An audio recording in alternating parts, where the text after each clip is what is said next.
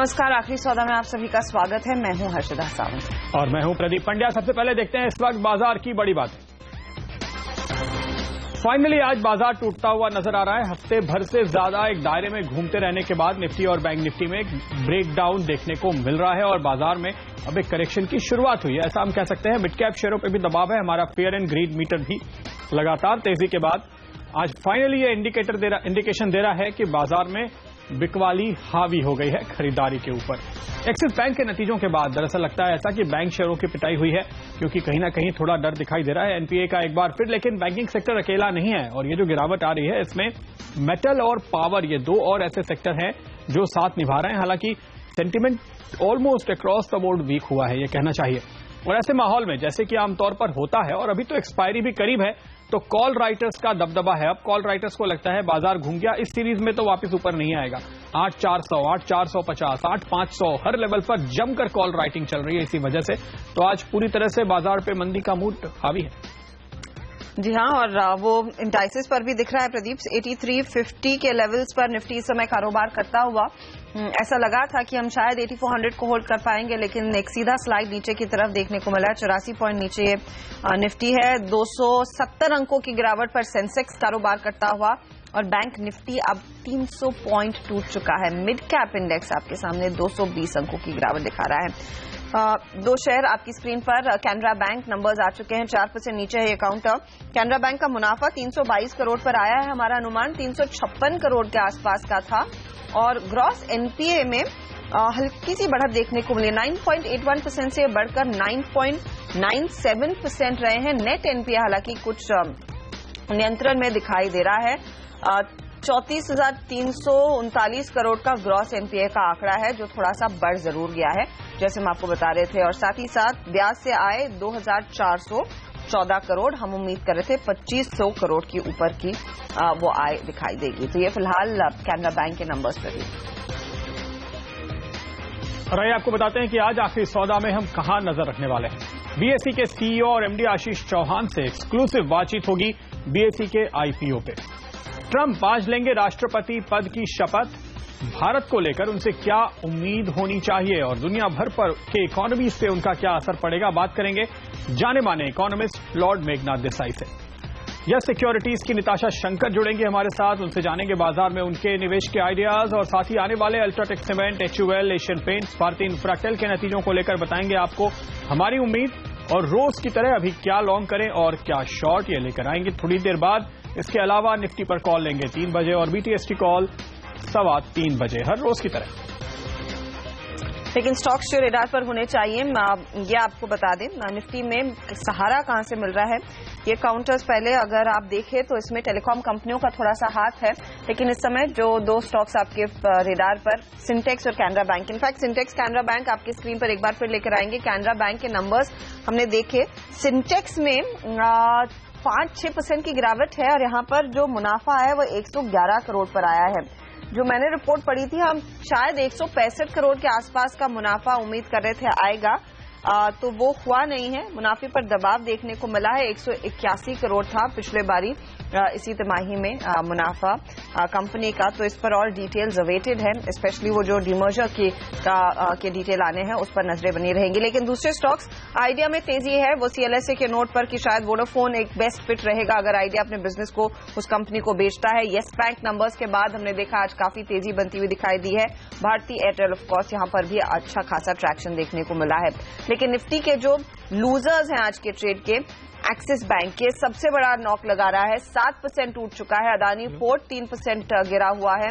Tata Motors का DVR, Tata steel में भी आज हम देख रहे हैं काफी गिरावट देखने को मिली है।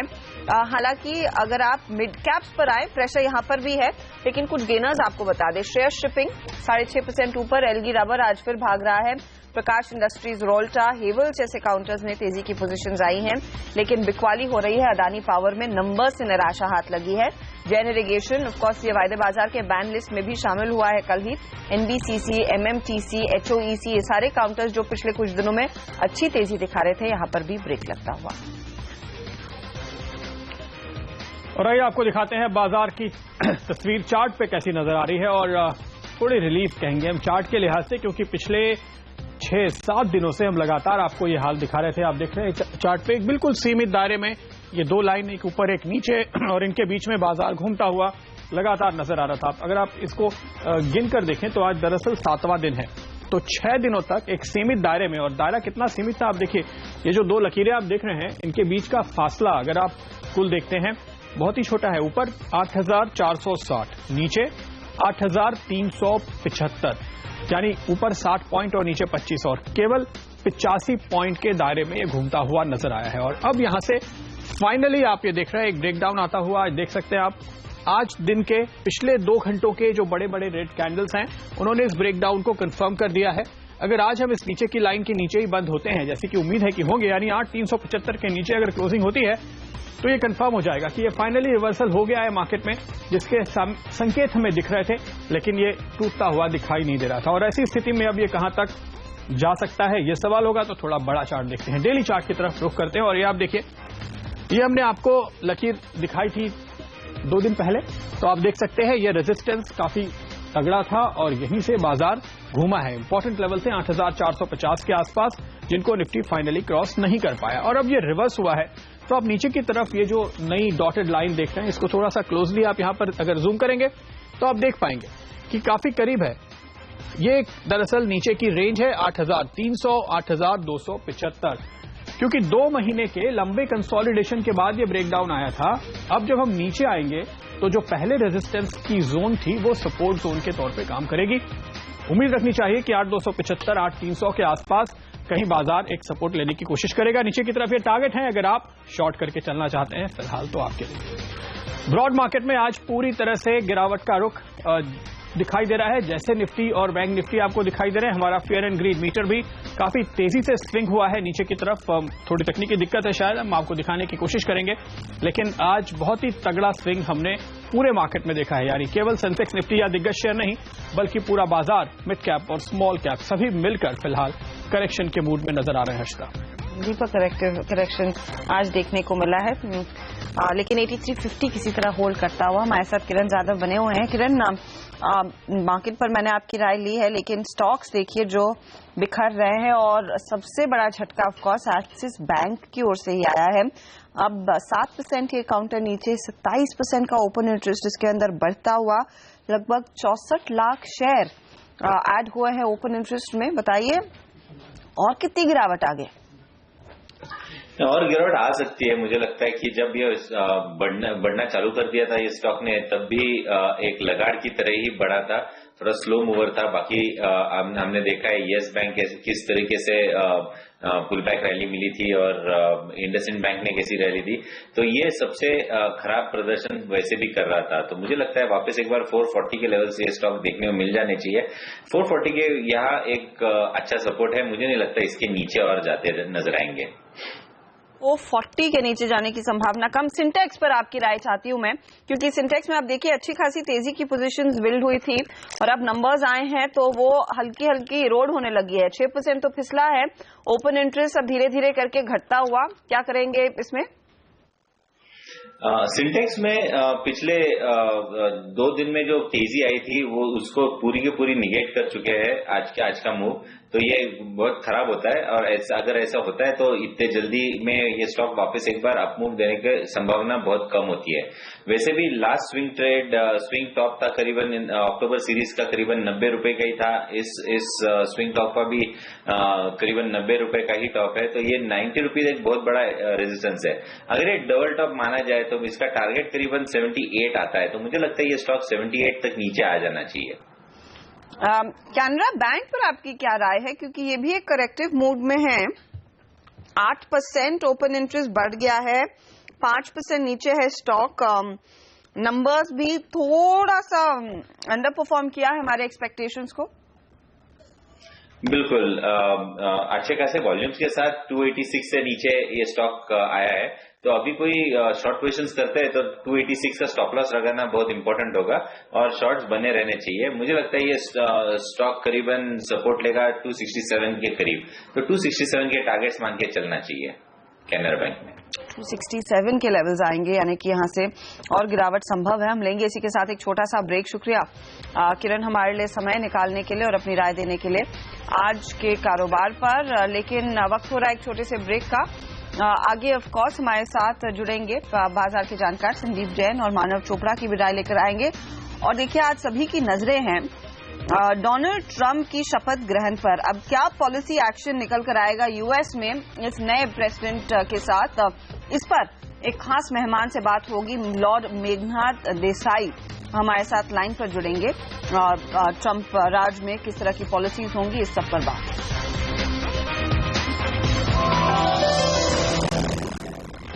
स्वागत है आपका एक बार फिर। और इस वक्त आप अगर बाजार पर नजर डालें, कमजोरी के साथ ट्रेड करते हुए मार्केट्स नजर आएंगे। आखिरी सौदा में हमारे साथ अब ट्रेड स्विफ्ट ब्रोकिंग के डायरेक्टर संदीप जैन और मोनाक नेटवर्थ कैपिटल के हेड टेक्निकल एनालिस्ट मानव चोपड़ा आप जुड़ रहे हैं। स्वागत है आप दोनों का ही। संदीप, आज अगर आप देखें तो गिरावट एक्सिस के नतीजों के साथ शुरू हुई, ऐसा कह सकते हैं। पहले बैंक टूटे, उसके पीछे पूरा मार्केट कमजोर होता हुआ। इन नतीजों को देखकर आपको क्या लगता है, क्या ये स्टॉक जो पिछले दो कमजोर नतीजे करीब 450 के आसपास के लेवल पर पचा गया था, क्या इस बार और नीचे का रास्ता खुल गया है? First of all Pradeep ji, many happy returns of the day. Thank you. And secondly देखिए, सर्टेनली बहुत बड़ा ट्रिगर था कल ये। अगर देखें तो बैंकिंग स्टॉक्स में प्रेशर भी बना है। एक तरफ इंडसइंड बैंक ने आगाज की थी एक अच्छे रिजल्ट की, और इनफैक्ट उससे अच्छी शुरुआत भी हुई थी पूरे इस वीक की भी, लास्ट वीक की भी। बट ओवरऑल अब एक्सिस बैंक ने जो रिजल्ट्स दिए सर्टेनली चिंताजनक है, और मेरे हिसाब से थोड़ा सा डाउनसाइड और एक्सपेक्ट किया जा सकता है। 440 पे सपोर्ट सर्टेनली मिलता है, बट मुझे ऐसा लगता है कि और एक बार नीचे जाना चाहिए यहाँ से। और ओवरऑल जिस तरीके से मैं ओवरऑल कॉशियस ही था मार्केट को लेकर, क्योंकि 8450 एक स्ट्रॉन्ग रेजिस्टेंस की तरह प्ले कर रहा था, 8450, 8500। और कल भी मैं मॉर्निंग शो में यही कह रहा था कि सर्टेनली अगर मार्केट को तेज भी होना है तो सस्पेंस इतनी जल्दी खत्म नहीं होगा। जैसे मूवी का सस्पेंस एंडिंग में आता है, वैसे मुझे ऐसा लगता है कि बजट के आसपास या बजट को सुनने के बाद ही फ्रेश तेजी आएगी, जो भी आएगी। और अगर मद्दी भी आएगी तो उसके बाद ही आएगी बड़ी। बट यस, एक रेंज को तोड़ना जरूरी था, काफी एक रेंज बाउंड मूवमेंट था। सो ओवरऑल ट्रंप की भी आज बहुत बड़ी एक स्पीच है और उनका इनॉग्रेशन है, तो ओवरऑल उस पर भी नजर है मार्केट की। और जिस तरीके से वॉलेटिलिटी इंडेक्स भी आज बढ़ा है, तो सर्टेनली कहीं ना कहीं कुछ और ट्रिगर्स है। So let's see what happens. बाकी बेस मेटल्स की प्राइसेस बढ़ रही है, क्रूड की प्राइसेस बढ़ रही है, इन सब का भी कहीं ना कहीं इंपैक्ट पड़ेगा। एंड बजट तो सर्टेनली बड़ा इवेंट है, सो थोड़ा सा कॉशियसली मार्केट में रहना चाहिए और कहीं ना कहीं लिवरेजिंग पे ध्यान दे, और जो बजट रिलेटेड स्टॉक्स हैं उन पे थोड़ी सी बाइंग करनी चाहिए, बट कहीं ना कहीं डिक्लाइंस में करें। 8350 के नीचे हम फिसल गए हैं, ये अच्छा साइन बिल्कुल नहीं। 8344। प्रदीप, मुझे लगा आपके बर्थडे के दिन थोड़ी सी तेजी टिक जाएगी, लेकिन हो नहीं रहा है। तो आपने अभी तक मुझे चॉकलेट नहीं दी ना, ये मैं दे रही हूँ ना, हैप्पी बर्थडे। अब you. होपफुली तेजी कर लेंगे लोग। चलिए, लेकिन ये स्थिति मार्केट की है और अब नर्वसनेस मेरे ख्याल में बढ़ती हुई दिखाई देगी। और एक बार डाउ फ्यूचर्स पर नजर डाल लेते हैं, क्योंकि नर्वसनेस का जो बड़ा ट्रिगर है वो मेरे ख्याल में इंटरनेशनल मार्केट से ही आता हुआ दिखाई दे रहा है। क्योंकि आज अमेरिका में ट्रंप युग की शुरुआत होगी, ये आप कह सकते हैं। तो पहले देख लेते हैं कि उन्होंने क्या अब तक बयान दिए हैं और फिर बात करेंगे उनकी आगे की स्ट्रैटेजीज क्या रहेंगी। Possibility of a woman in the White House? Well, yeah, Hillary is leading in the polls against other Democratic folks. I think in a certain way she will be much tougher to beat than Obama.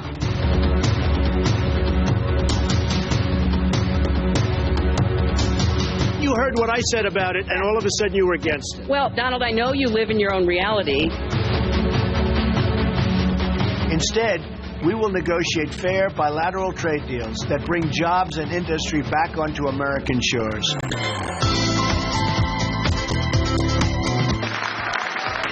I pledge to every citizen of our land that I will be president for all Americans, and this is so important to me. Ours was not a campaign, but rather an incredible and great movement. Thank you. तो आज Donald Trump अमेरिकी राष्ट्रपति पद की शपथ लेने वाले हैं। दुनिया भर के बाजारों की नजर है और खासतौर पर भारतीय कंपनियों की इकोनॉमी की। तो हमारे साथ जाने माने इकोनॉमिस्ट लॉर्ड मेघनाथ देसाई अब जुड़ रहे हैं, जो राजनीति और अर्थशास्त्र में बराबर का दखल रखते हैं। लॉर्ड देसाई, जैसे कि हमने सुना डोनाल्ड ट्रंप साहब ने कहा कि वो सारे अमेरिकियों के राष्ट्रपति हैं, कहने की जरूरत क्यों पड़ी पहली बार किसी राष्ट्रपति को राष्ट्रपति बनने के बाद? क्योंकि बहुत ही डिवाइसिव पॉलिटिक्स उनकी रही। अब क्या राष्ट्रपति के तौर पर भी वो ऐसे ही रहेंगे और दुनिया भर पे असर डालेंगे? पहले तो ये बात कि हर राष्ट्रपति कहता है कि मैं सब अमेरिकी का प्रेसिडेंट हूँ, ये रूटीन बात है। जब ट्रंप ये कहते हैं तो लोग समझते हैं कि भाई इनके विरुद्ध बहुत से लोग हैं, उनको मनाने के लिए ये कह रहे हैं। तो ठीक है, जो कहे वो कहे, मगर मुझे लगता है कि ये लोग जो ट्रंप के बारे में ये वो कह रहे हैं, मुझे तो मोदी जी की याद आती है। जब मोदी जी प्रधानमंत्री बने तब भी लोग कह रहे थे, कह रहे यार ये तो हिटलर है, ये है वो है, बहुत बहुत दंगा करेगा, हमें बहुत दुख होगा। कुछ नहीं हुआ, है ना। तो लोग खामखा ये सब ऑब्जेक्शन करते हैं। ये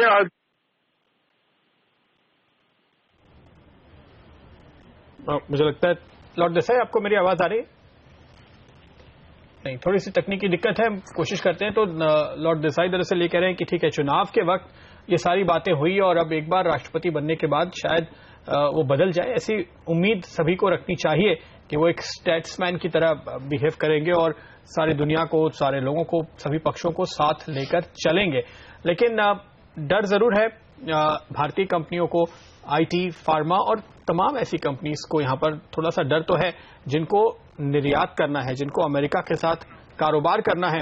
लॉर्ड देसाई, क्या जो ग्लोबलाइजेशन का एक बहुत ही मजबूत ट्रेंड कई दशकों से चल रहा था, डोनाल्ड ट्रंप जिस तरह से कुछ संधियों के खिलाफ हैं और वो वन ऑन वन हर एक देश के साथ बात करने की सोच रहे हैं और इंपोर्ट या आउटसोर्सिंग का विरोध करते हैं, क्या वो पूरा ट्रेंड जो है उसको तोड़ना चाहते हैं? ऐसी बात है कि उनके जो सपोर्टर्स हैं, जो मिडवेस्ट में रहते हैं, उनको ग्लोबलाइजेशन के फायदा नहीं हुआ मगर नुकसान हुआ है। और पिछले राष्ट्रपतियों ने उसके बारे में कुछ किया नहीं। तो बात यह है कि अब उनको कैसे हेल्प की जाए। तो अब जो ट्रंप कह रहे हैं, इसकी पहली बात तो ये है कि ये ट्रेड ट्रीटी करना वो प्रेसिडेंट का काम नहीं है, कांग्रेस का काम है। अगर कांग्रेस प्रेसिडेंट को फुल पावर्स दे तभी प्रेसिडेंट ये कर सकते हैं। तो वो जो कहते हैं वो शायद बोलेंगे, कुछ कहेंगे, मगर उनकी एक बात यह है कि he is a deal maker. तो ये तो पहले एक चीज कहेंगे और फिर ट्रीटी बनाने के लिए अपना एडवांटेज कैसा है, इसके लिए ये सब कह रहे हैं। मुझे नहीं लगता कि ट्रंप अपने आप ग्लोबलाइजेशन को बंद कर सके, मगर ग्लोबलाइजेशन वालों को भी सोचना चाहिए कि जिनको नुकसान होता है, जिनकी इंडस्ट्री बंद हो जाती है, उनको कैसे मदद करें। ओके, तो लेकिन जो हमारी कंपनियों को खास चिंता है, क्या हमारी आईटी कंपनीज को वीजा मिलने कम हो जाएंगे, ये डर जायज है? नहीं, मुझे लगता है कि वीजा वाली जो बात है ना, वो यूके में शायद ज्यादा है। वहाँ जो सिलिकॉन वैली वाले हैं, उन्होंने ट्रंप को सपोर्ट किया है, ट्रंप ने उनको सपोर्ट किया है, तो वीजा तो मिल जाएंगे। मगर एक बात ये भी है कि भारतीय लोगों को भी सोचना चाहिए कि भाई हम हमेशा यही चिंता करेंगे दूसरे देशों के लिए कि भाई हमें वीजा देंगे या नहीं। क्या है ये हमारी क्या परिस्थिति हो गई है कि हमें सिर्फ एक वीजा में ही रस है और कोई बात में भी रस नहीं। एक जो बात पिछले 2 दिनों में बाहर निकल कर आई है, एक अखबार को इन्होंने इंटरव्यू में कहा कि डॉलर बहुत ज्यादा स्ट्रांग हो गया है और उसको लेकर हमने देखा एक इंस्टेंट रिएक्शन देखने को मिला था करेंसी में। देसाई साहब, आपको क्या लग रहा है कि उस पर किसी तरह का स्टांस ये लेते हुए दिखाई देंगे और फिर उस लिहाज से फिर इकोनॉमिक या फिर पॉलिसी एक्शन भी बदल सकता है? डॉलर तो मजबूत होता ही रहेगा, क्योंकि जो भी ट्रंप की जो अर्थनीति है वो अगर वो इम्प्लीमेंट करे तो फेडरल रिजर्व को लगेगा कि भाई यहाँ पे शायद इन्फ्लेशन बढ़ेगा, तो वो इंटरेस्ट रेट भी बढ़ाएंगे। तो मुझे लगता है कि 2017 के दरमियान 2-3 दफा federal reserve 25-25 basis point interest rate बढ़ाएगी, तो डॉलर फिर से बहुत स्ट्रांग होगा। तो डॉलर का स्ट्रांग होना तो रहेगा ही। ओके। लेकिन इसके साथ ही जो ग्लोबल ट्रेड है, और जैसे कि आपने कहा कि ठीक है वीजा की चिंता मत कीजिए, लेकिन वीजा के अलावा भी हमें एक तो इन्वेस्टमेंट के लिए अमेरिका की जरूरत होती है और बहुत सारे दूसरे एक्सपोर्ट जा रहे हैं। दवाओं के एक्सपोर्ट बहुत बड़े पैमाने पे जा रहे हैं, ऑटो एंसिलरीज जा रहे हैं और ट्रेडिशनल काफी एक्सपोर्ट्स तो है ही। वो बढ़ेंगे या घटेंगे ट्रंप साहब के आने के बाद? नहीं, बढ़ेंगे, क्योंकि ट्रंप साहब अपनी पॉलिसी से अमेरिका में बूम लाना चाहते हैं, ज्यादा विकास लाना चाहते हैं, और अगर डॉलर भी स्ट्रांग हो तो अमेरिका के इंपोर्ट्स बढ़ जाएंगे। वही बात है ना। उनको जो कंप्लेन है वो सिर्फ चीन के बारे में है, क्योंकि चीन वाले जो मैन्युफैक्चरिंग एक्सपोर्ट करते हैं, बड़ा मैन्युफैक्चरिंग एक्सपोर्ट, अब चीन पहले नंबर पे आ गया है मैन्युफैक्चरिंग एक्सपोर्ट्स में, और अमेरिका कितने सालों के बाद अब दूसरे नंबर पर है। तो उनको कंपटीशन चीन के साथ है, इंडिया के साथ नहीं। लॉर्ड देसाई, क्योंकि आप कह रहे हैं कि चीन को टारगेट किया जा रहा है, अब तक जो भी बयान आए हैं, लेकिन एक जो फियर था कि हम एक तरफ कह रहे हैं कि भारत में विदेशी कंपनियों को आकर प्लांट्स लगाने चाहिए, मैन्युफैक्चरिंग यहां पर लगनी चाहिए, लेकिन डोनाल्ड ट्रंप चाहते हैं कि अगर कुछ मैन्युफैक्चर हो, इवन इंडियन कंपनीज वहां पर जाकर अगर प्रोडक्ट्स बनाती है वो एनकरेज करना चाहते हैं। तो जो पहले डर था कि शायद अगर वहां पर ऐसी पॉलिसी आती है जो लोगों को वापस अमेरिका में सेटअप करने को इंसेंटिवाइज करे, तो शायद ये जो भी एफडीआई फ्लो आया है भारत में, इतने बड़े पैमाने पर लोग मैन्युफैक्चरिंग सेटअप लगाने की जो बात कर रहे थे, वो कंप्लीटली रिवर्स हो जाएगा। वो जायज है डर अभी? देखेंगे ये कर सकते हैं या नहीं। अमेरिकन प्रेसिडेंट इतना पावरफुल नहीं जितना लोग समझते हैं, जितना ट्रंप साहब समझते हैं, क्योंकि उनको कांग्रेस को भी मनाना पड़ेगा ये पॉलिसी के लिए। ऐसी बात नहीं कि प्रेसिडेंट अपने आप ये सब कर सके। और अमेरिकन कांग्रेस में भी बहुत सारी लॉबीज है, वो कहेंगे कि भाई ये हमें पसंद नहीं, हमें परदेश रहना पसंद है। तो ये सोचने समझने की बात है, मगर it is a thing to be watched carefully, मगर कोई सर्टेनिटी नहीं क्या होगा क्या नहीं होगा। उन्होंने जो कहा है वो एक बात है, क्या कर सकते हैं वो दूसरी बात है। तो ये काफी इंटरेस्टिंग होगा जो लॉर्ड देसाई आप बता रहे हैं कि कहां तक वो काम कर पाते हैं, कितनी हद तक उन्हें छूट मिलती है और कहां तक कांग्रेस उनके रास्ते में रोड़े डालती है। एक आखिरी बात आपसे जानना चाहेंगे लॉर्ड देसाई, मुझे ध्यान है कि पिछले कई सालों में जितनी बार भी बात हुई है, आपने कहा कि जो 2008 का क्राइसिस था उसका असर करीब 10 साल चलेगा। अब वो 10 साल पूरे होने की तरफ आ रहे हैं, 2017 में हम लोग एंटर हो गए। तो ये बताइए, क्या ट्रंप के आने की वजह से दुनिया भर की ग्रोथ फिर से पटरी पर लौटे 2008 के पहले के वक्त पे, उस दिशा में वो कुछ काम करेंगे वो, या फिर ये 10 साल को और बढ़ा के 12-13 साल कर देंगे? नहीं, उनको ये ट्रंप साहब जो करना चाहते हैं, infrastructure spending, tax cut, defence spending, वो अगर कांग्रेस उनको करने दे तो अमेरिका में जरूर बूम आएगा। थोड़ा बहुत इन्फ्लेशन भी बढ़ेगा, डॉलर स्ट्रांग होगा, मगर अमेरिका में जरूर उनका विकास का दर बढ़ जाएगा। और अगर अमेरिका अपना विकास का दर बढ़ाए तो सारी दुनिया को लाभ होता है। ओके, तो ये कम से कम एक बड़ा पॉजिटिव होने की उम्मीद है। बहुत बहुत शुक्रिया लॉर्ड देसाई आपका। थैंक यू जी। तो लॉर्ड मेघनाथ देसाई ये मानते हुए कि अगर अमेरिका में ग्रोथ आएगी तो सबका भला होगा, सिर्फ अमेरिका का नहीं। और दूसरी बात जो उन्होंने साफ तौर पे कही कि डोनाल्ड ट्रंप जो कुछ कह रहे हैं वो सब कर पाए, इसके लिए उन्हें कांग्रेस को साथ लेकर चलना होगा, आम सहमति बनानी पड़ेगी। ऐसा नहीं है कि वो अचानक सारी दुनिया में जाने वाला फ्लो बंद करवा सके। जिस तरह के इंसेंटिव देने की वो कोशिश कर रहे हैं, अगर वो देना चाहते हैं टैक्स में छूट, तो वो बजट पास करवाना या घाटा करवाना या बड़ी बोरोइंग के लिए भी अमेरिका में कांग्रेस से परमिशन लेने की और एक आम सहमति बनाने की जरूरत होती है। तो काफी हद तक ऑप्टिमिस्ट नजर आते हैं फिलहाल लॉर्ड देसाई डोनाल्ड ट्रंप को लेकर, और उन्हें उम्मीद है कि पूरी दुनिया की ग्रोथ रेट डोनाल्ड ट्रंप के आने की वजह से बढ़ेगी। तो ये तो कुल मिलाकर अच्छी खबर हम कह सकते हैं। संदीप, आपको क्या लगता है? बिल्कुल सही बात है। देखिए, देसाई साहब ने ये सही कहा है कि इतना इजी नहीं होगा कांग्रेस को अपने हिसाब से पूरा मोल्ड करना और चलाना, क्योंकि एक बहुत ही बड़ा देश है और बहुत ऑर्गेनाइज्ड कंट्री है। तो मुझे ऐसा नहीं लगता कि जैसा चाहे वैसा कर ले, और प्लस वो भी एक बिजनेसमैन है तो प्रो बिजनेस सर्टेनली सोचेंगे। और जिस तरीके से इकोनॉमी में वहां पे वो बूस्ट लाना चाहते हैं, तो देखिए मेजर्स एक्सटर्नल और इंसेंटिवाइज करके आप सारी चीजें ला तो सकते हैं, बट ये नहीं है कि कई बार होता है, इंडिया में भी देखते हैं बैकवर्ड डिस्ट्रिक्ट में आप कितनी सब्सिडी दे दो, बट कहीं ना कहीं वहां पे जब पोटेंशियली नहीं है तो आप कहां से ग्रोथ लाओगे।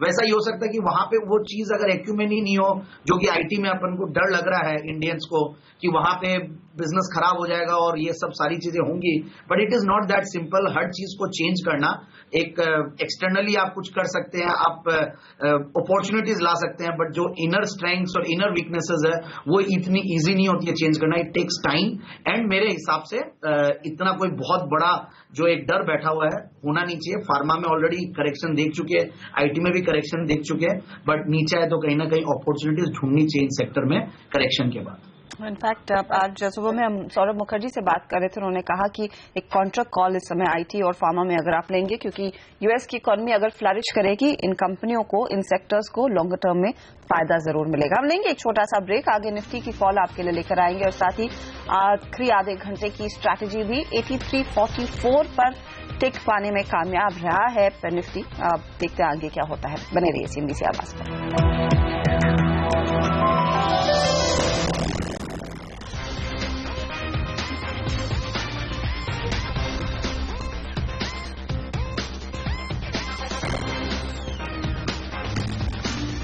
संदीप जैन और मानव चोपड़ा हमारे साथ जुड़े हुए हैं। मानव, ये बताइए कि थोड़ी देर बाद हम निफ्टी की कॉल तो लेंगे, लेकिन इस वक्त अगर आपको अब केवल अगले 3 दिन और बचे हुए आधे घंटे के लिए ट्रेड करना हो, एक्सपायरी को ध्यान में रख के, कुछ ऐसा दिखता है आपको? कोई ऑप्शन लेना चाहेंगे, बेचना चाहेंगे?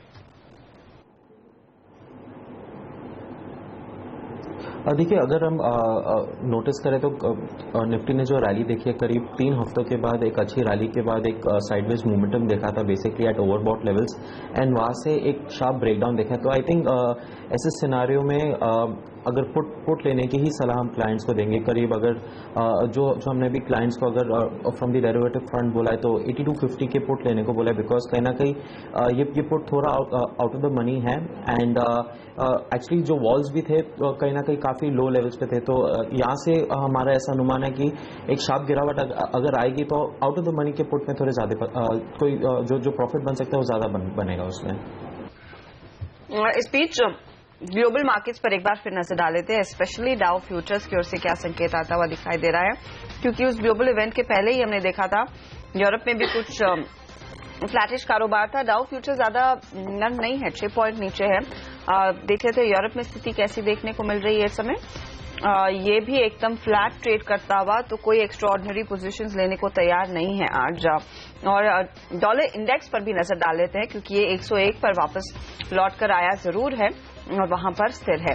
ऐसे में निफ्टी में क्या रणनीति होनी चाहिए, इस पर अब फोकस करते हैं। और पहली रणनीति आ रही है सिमी भौमिक की ओर से। सिमी का मानना है कि 8430, 8455 के टारगेट के लिए आप तेजी करके चलें। 3 से 4 दिनों का व्यू है। इनफैक्ट सिमी ने दोपहर में बोला था कि वो उम्मीद करी थी 8430 के आसपास क्लोज होगा आज, लेकिन अब वो एक्सटेंड कर रहे हैं स्ट्रैटेजी को। ओके, सर्वेंद्र श्रीवास्तव फाइसेंस.com के निफ्टी पर सेल कॉल दे रहे हैं। स्टॉप लॉस 8456, टारगेट 8250 या 8200 तक के भी आ सकते हैं। 3 दिनों के लिए है सर्वेंद्र की ये कॉल। मानव, आपकी क्या कॉल है? जो करंट सेटअप है उसके हिसाब से हमारा भी जो सेटअप है वो सेल की तरफ ही बनता है। इनफैक्ट ऐसा अनुमान है कि एटलीस्ट निफ्टी 8250 तक के लोअर लेवल्स टेस्ट कर सकता है। अपसाइड में जो ब्रेकडाउन पॉइंट था 8370 का, वो अभी स्टिफ रेजिस्टेंस बनेगा। So any short term pull back rally intraday basis में उसको सेल करना चाहिए। अपसाइड में 8390 का स्टॉप लॉस रहेगा। संदीप बागले हमारे साथ है। संदीप, आप सुबह भी कह रहे थे कि वीकनेस आ सकती है 8355 पर अब निफ्टी ट्रेड करता हुआ, क्या सलाह?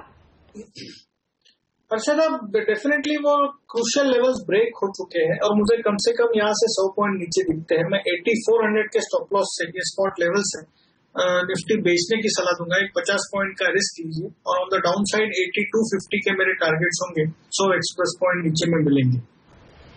ओके, तो 8,250 के टारगेट हैं और कहीं थोड़ा एम्बिशियस होकर 8,200 तक के टारगेट भी आ रहे हैं। नीचे की तरफ गिरावट फाइनली दिखाई देगी, ऐसा लगता है हमारे सभी एक्सपर्ट्स को।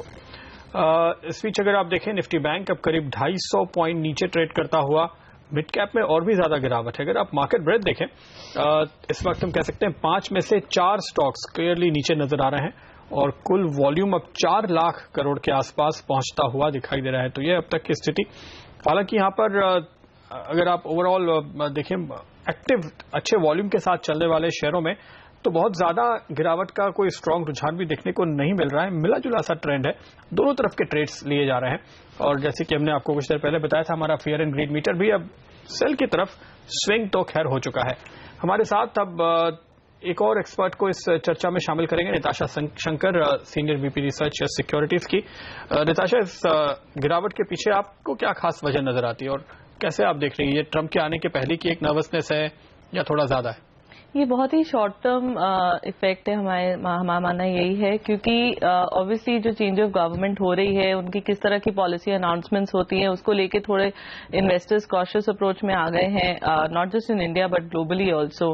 और दूसरी चीज जो है, जो बैंक का जिस तरह से कल रिजल्ट आया है एक्सिस बैंक का, उसकी वजह से जो बैंकिंग इंडेक्स पे प्रेशर आया है, उसकी वजह से भी थोड़ा सा मार्केट्स में गिरावट देखने को मिल रही है। But this is a very short term thing और आगे जाके भी expect things to start. Shock आया वैसा और बैंकों में नहीं आएगा, खासतौर पे पीएसयू बैंक्स में? तो अभी तक प्राइवेट बैंक्स में तो वी डू एक्सपेक्ट कि नहीं आएगा। And on the PSU side also at least उस तरह का नहीं आना चाहिए जिस तरह का हम लोगों ने पहले क्वार्टर्स में देखा था, क्योंकि कॉस्ट ऑफ डिपॉजिट्स जो है वो काफी हद तक कम हो चुका है पोस्ट डीमोनेटाइजेशन। उसका बेनिफिट सभी बैंक्स को मिलना चाहिए and PSU banks are not an exception to that.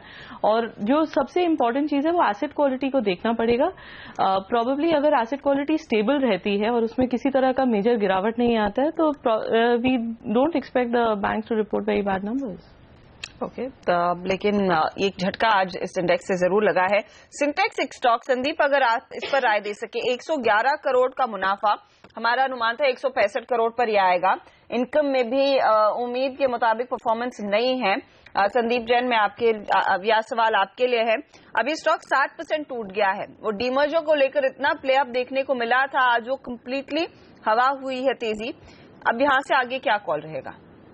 देखिए, रिजल्ट्स तो अनएक्सपेक्टेडली काफी खराब ही बोलूंगा मैं। इनफैक्ट 50-60 करोड़ का फर्क है।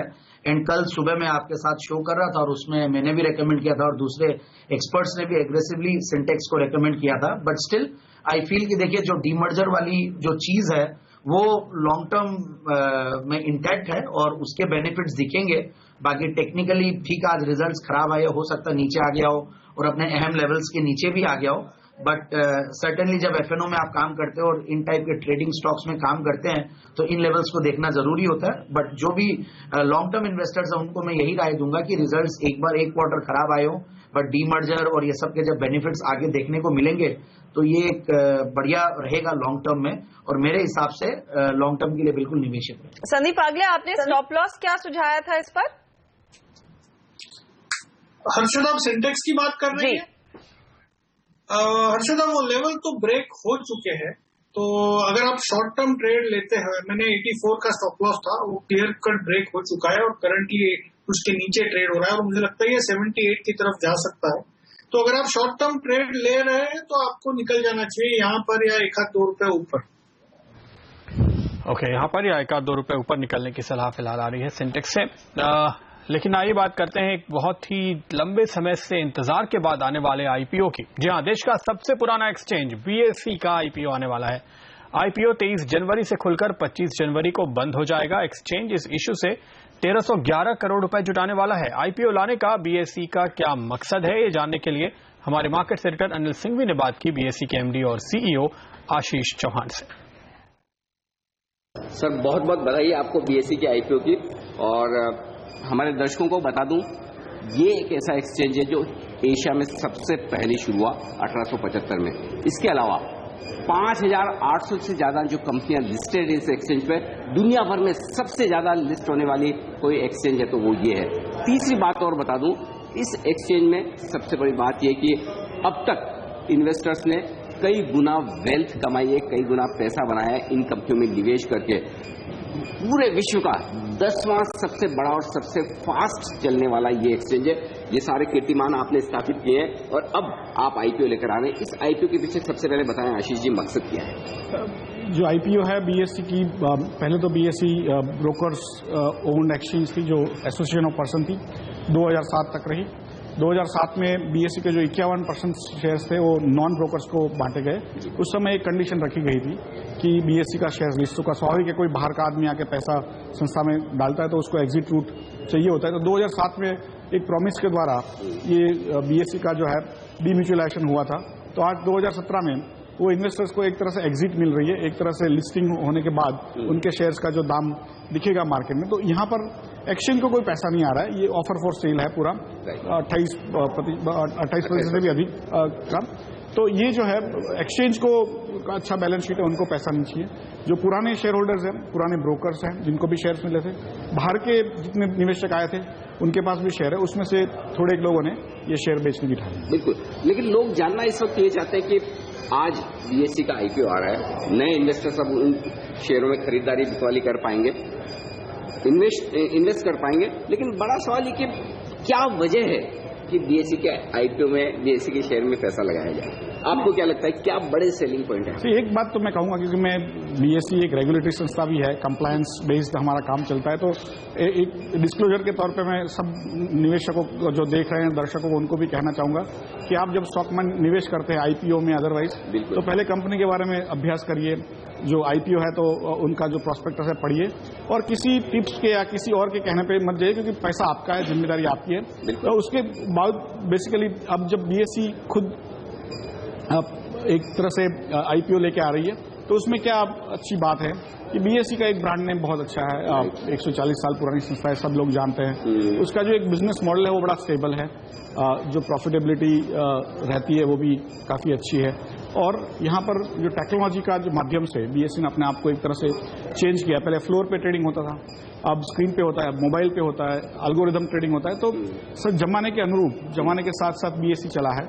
और भारत का जो विकास होना है, तो उसमें बीएससी ने पिछले 140 साल में जितना प्रदान काम किया है, उतना ही अगले 140 साल में काम कर रहा है। तो जब भारत का विकास होगा तो बीएससी का भी स्वाभाविक विकास होने की संभावना है। बिल्कुल, लेकिन 2-3 बड़े मुद्दे हैं। एक तो कंपटीशन, जिसको लेकर लोगों को चिंता है।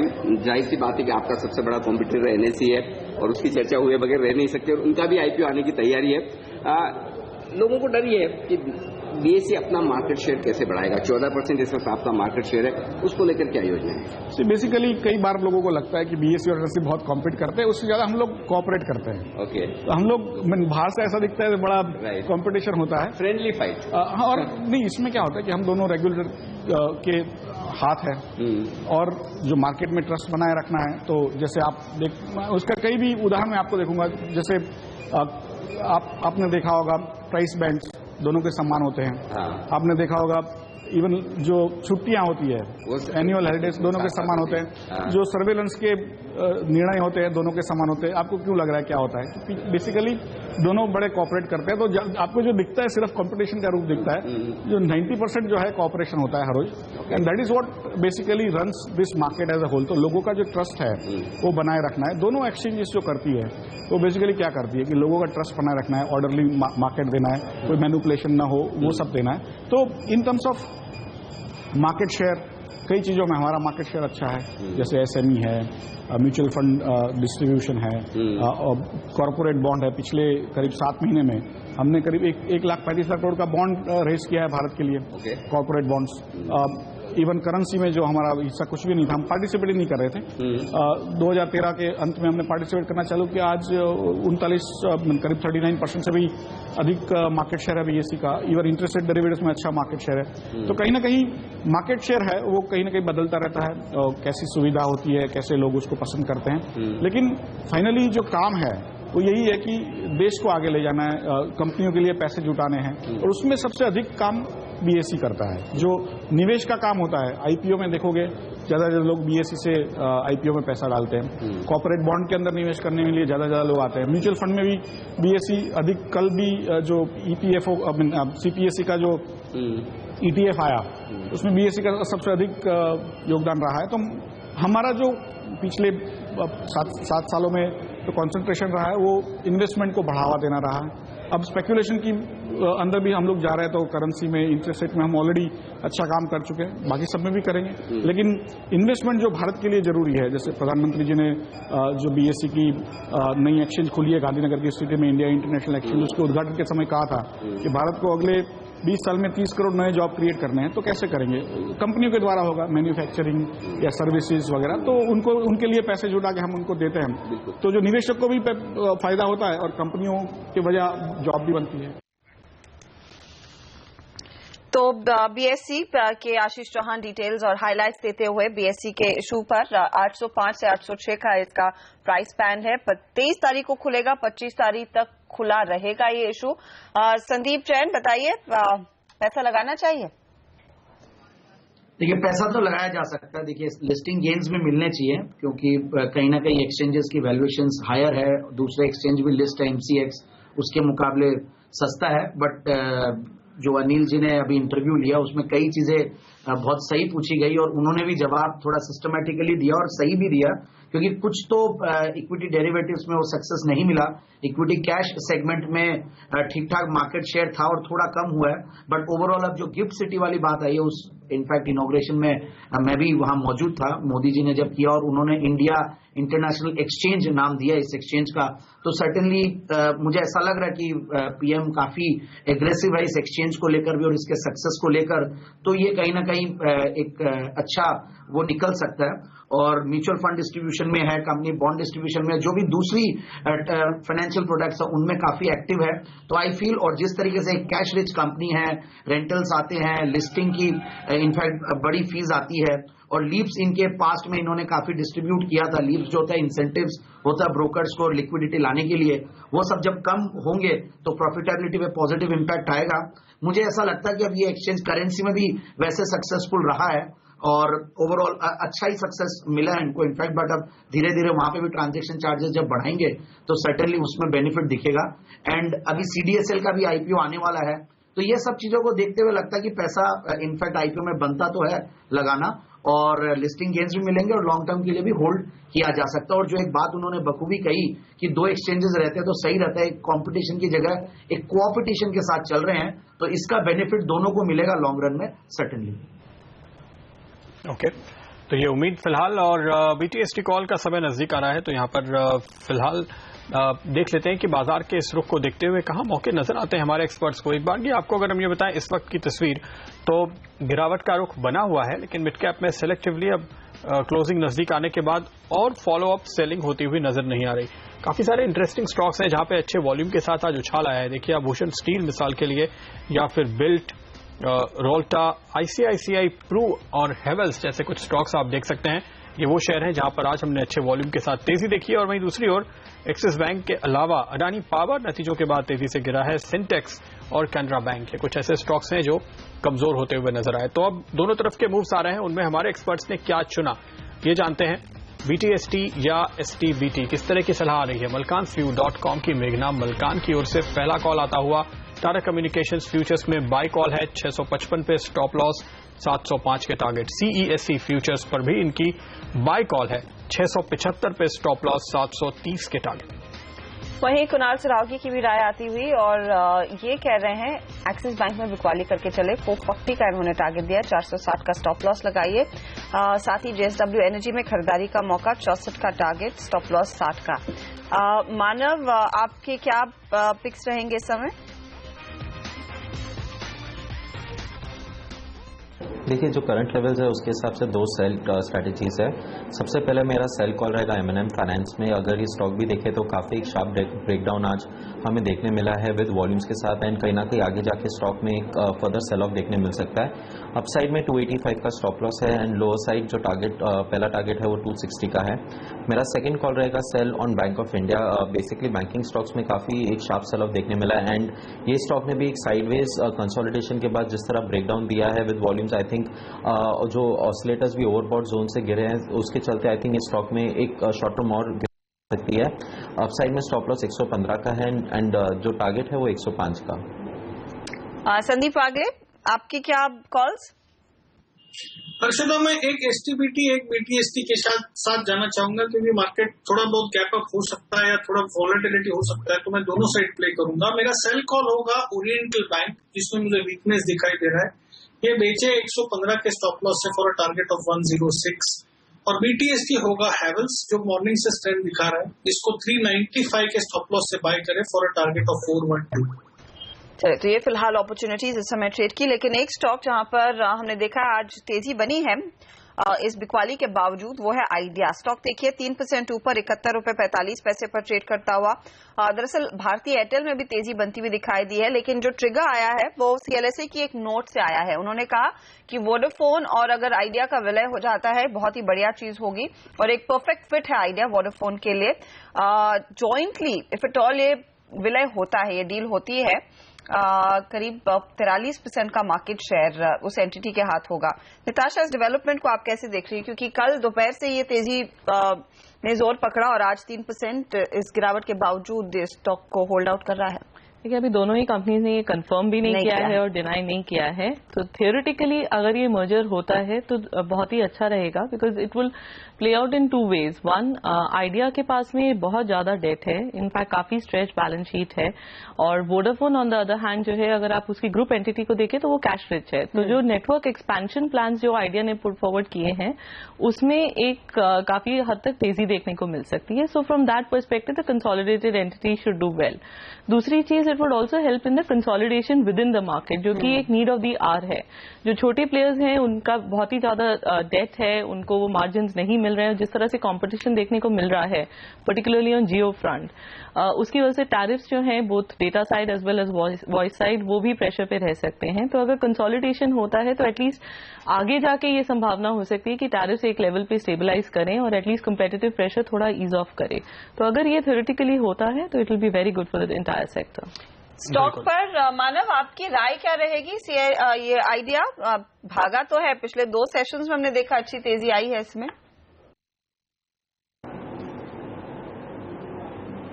एक्चुअली अगर हम ये चार्ट को देखें वीकली एंड मंथली पर्सपेक्टिव से, ये स्टॉक काफी डीप ओवरसोल्ड जोन में है। तो और लास्ट 4-5 दिनों में जिस तरह का वॉल्यूम्स हुआ है लोअर लेवल्स में करीब 68 के सपोर्ट के आसपास, यहाँ से एक शॉर्ट टर्म रैली हम डेफिनेटली देख सकते हैं टुवर्ड्स द लेवल्स ऑफ 70 और 75। बट ये मान के चलना पड़ेगा कि स्टॉक का ट्रेंड काफी वीक है। अगर मीडियम टर्म पर्सपेक्टिव की बात की जाए तो बहुत ज्यादा अपसाइड यहाँ से नहीं देख सकते हैं, बट डेफिनेटली एक शॉर्ट टर्म रिकवरी या एक शॉर्ट टर्म ट्रेड के लिए इस स्टॉक में डेफिनेटली ट्रेड ले सकते हैं। जो लो साइड में एक स्ट्रिक्ट स्टॉप लॉस लगाने की सलाह रहेगी करीब 69.50 के आसपास, जो सपोर्ट के नीचे रहेगा। बट ये स्टॉक को ज्यादा मीडियम टर्म पर्सपेक्टिव का अपसाइड मुझे अभी तक तो नहीं दिख रहा है, बट एक जो pull back rally towards the mean average तक आ सकता है।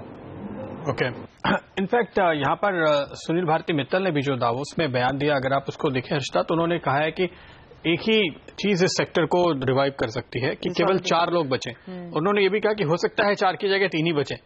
तो ये जो संभावना है, मर्जर्स एंड एक्विजिशंस जब तक नहीं होते तब तक इन शेयरों में पैसे नहीं बनेंगे, ये बात सभी लोग मानते हैं, खुद सुनील भारती मित्तल भी मानते हैं। तो इस खबर पे ही नजर रखिए अगर आप इस सेक्टर में पैसे बनाना चाहते हैं तो। लेकिन अडानी पावर अब देखिए 11% नीचे पहुंच चुका है और यहाँ पर वॉल्यूम करीब 3 गुना होते हुए नजर आए हैं। इंटरेस्टिंगली सुबह इसने ऑलमोस्ट एक 52 वीक हाई लेवल छुआ और उसके बाद नतीजों की वजह से गिरता हुआ नजर आया है। यहाँ पे लॉस उम्मीद से कम 3-4 गुना ज्यादा। संदीप जैन, आपकी क्या राय है इस पे? देखिए, वैसे भी मैं पावर सेक्टर पे बुलिश हूं, बट मैं पीएसयू पावर स्टॉक्स पे ज्यादा बुलिश था। मैं जनरली अगर प्राइवेट सेक्टर में रेकमेंड भी किया हूं तो टाटा पावर को किया हूं।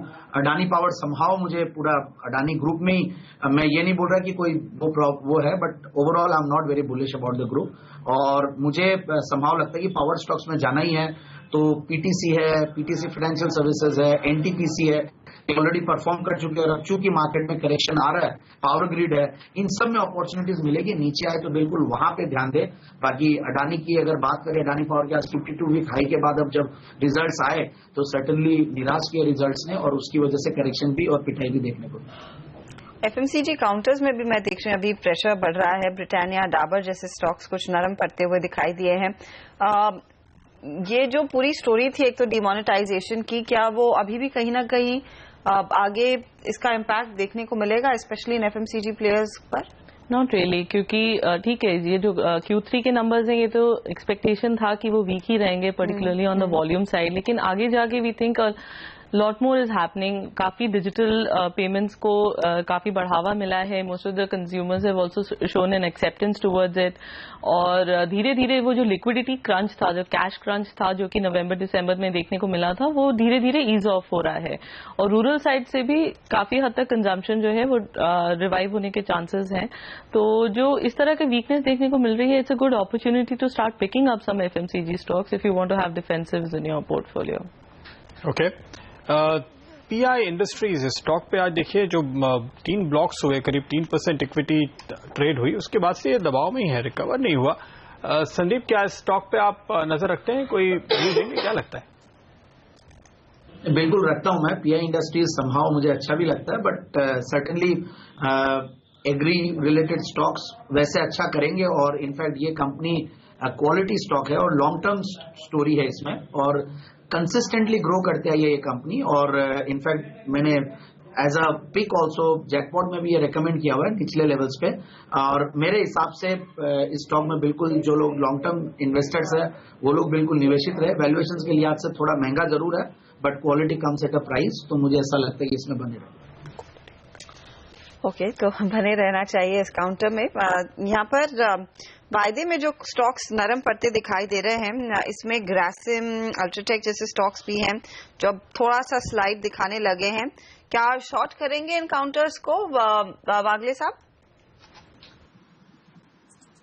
डेफिनेटली ये बेस्ट शॉर्ट्स नहीं है, क्योंकि मॉर्निंग में मुझे अल्ट्राटेक में स्ट्रेंथ दिख रही थी, तो जब मार्केट्स बाउंस बैक होगा अच्छा तो ये स्टॉक्स आउट परफॉर्म करेंगे। लेकिन ये फिलहाल सेंटिमेंट ही इतना बिगड़ा है कि अगर निफ्टी 100 पॉइंट जाएगा तो ग्रासिम और अल्ट्राटेक जो स्ट्रॉन्ग स्टॉक्स है they also won't be spared. So in that sense some downside है, but short में definitely ये stocks को नहीं करूंगा।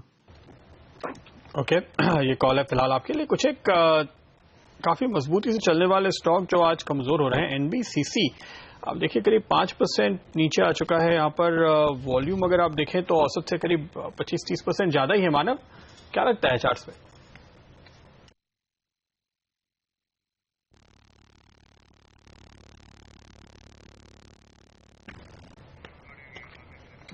वो लगता है मानव की आवाज हम नहीं सुन पा रहे हैं। वागले साहब, आपकी नजर है इस पे?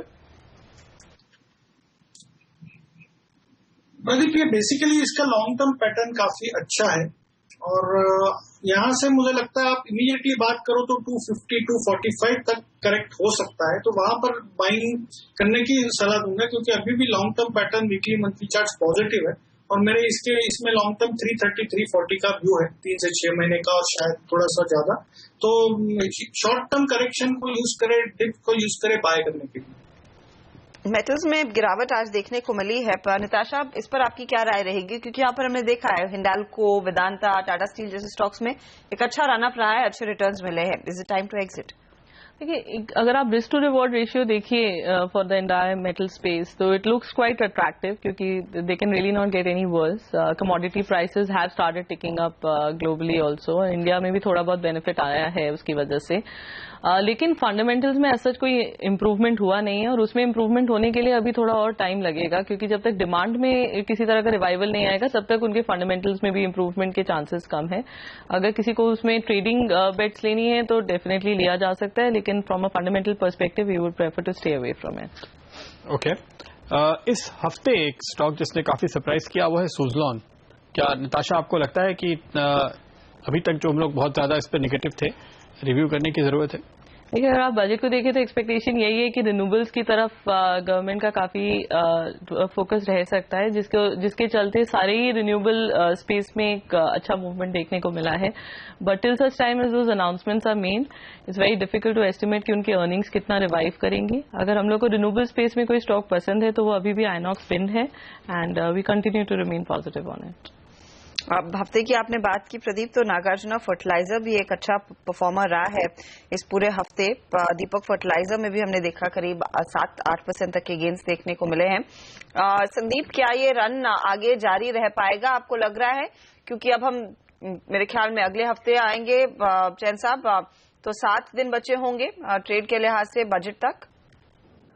नहीं, बिल्कुल वैल्यूएशंस अभी भी ठीक ही लगती है। कई फर्टिलाइजर स्टॉक्स ने रनअप दिए हैं, फैक्ट है, एनएफएल है, आरसीएफ ने भी नीचे से रनअप दिया, बट स्टिल मुझे ऐसा, और जीएसएफसी इनफैक्ट ये रिकमेंडेड स्टॉक था, और आरसीएफ भी मैंने लास्ट ईयर के प्री बजट स्टॉक में दिया हुआ है ये स्टॉक, और हालांकि बहुत बड़ा रिटर्न नहीं दिया है, बट मुझे ऐसा लगता है कि इन स्टॉक्स में निवेशित रहना चाहिए, और प्री बजट में भी एक रैली देखने को मिल सकती है।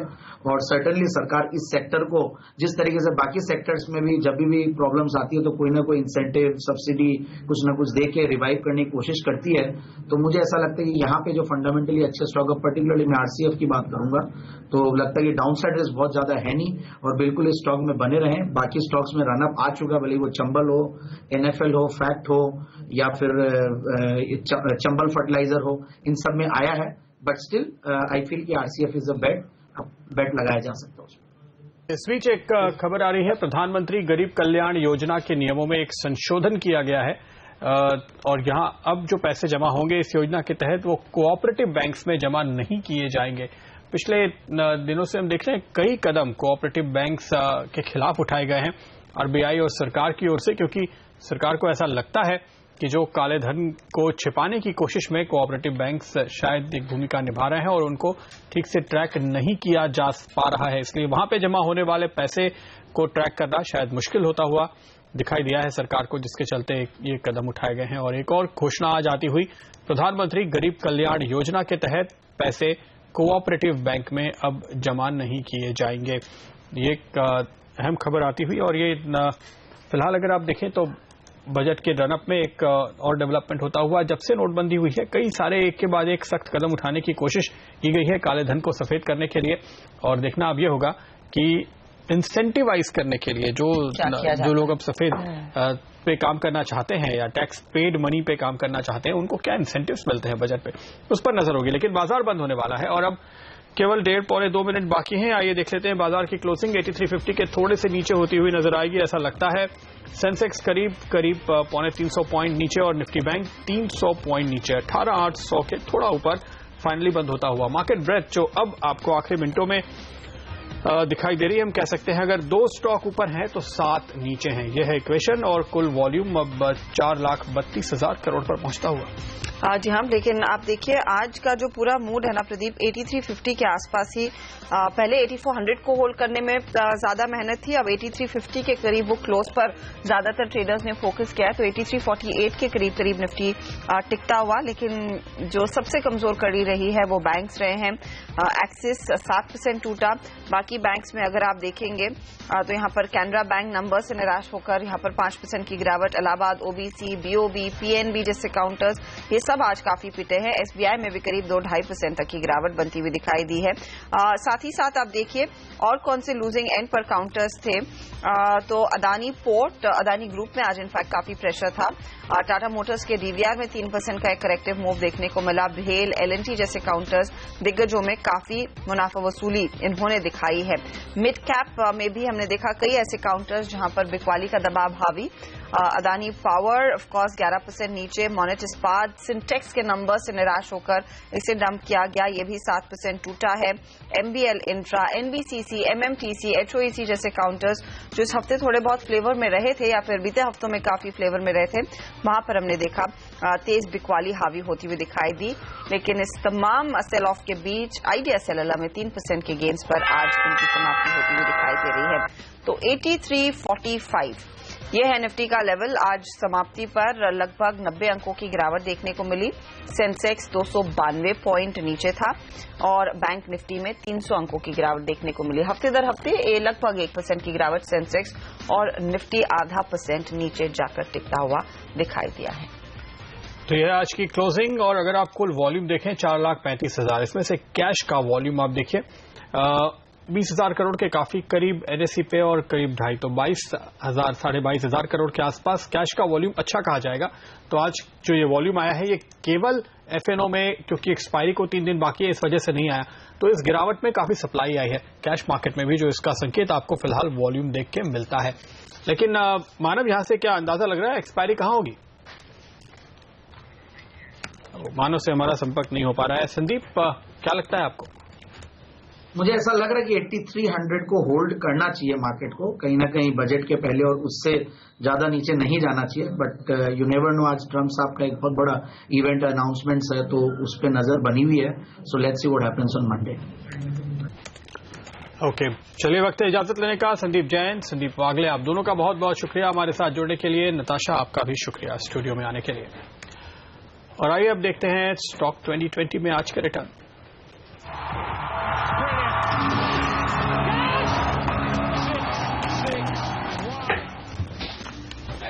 तो आज परफॉर्मेंस थोड़ी सी धीमी होती हुई नजर आ रही है हमारे दोनों ही कप्तानों की। बाजार ने जिस तरह से यू टर्न लिया है, लेकिन देखिए फिर भी पॉजिटिव रिटर्न दोनों तरफ से आते हुए नीरज खासतौर पे करीब 1.25% के रिटर्न देने में कामयाब रहे हैं।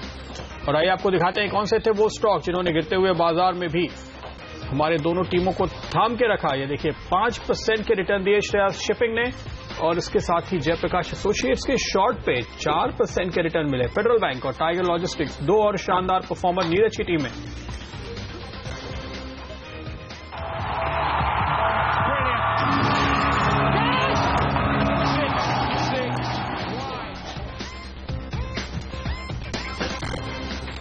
तो आखिर सौदा में फिलहाल इतना ही, लेकिन शुक्र है शुक्रवार है, तो ब्रेक के बाद वीकेंड मस्ती लेकर आएंगे आपके लिए।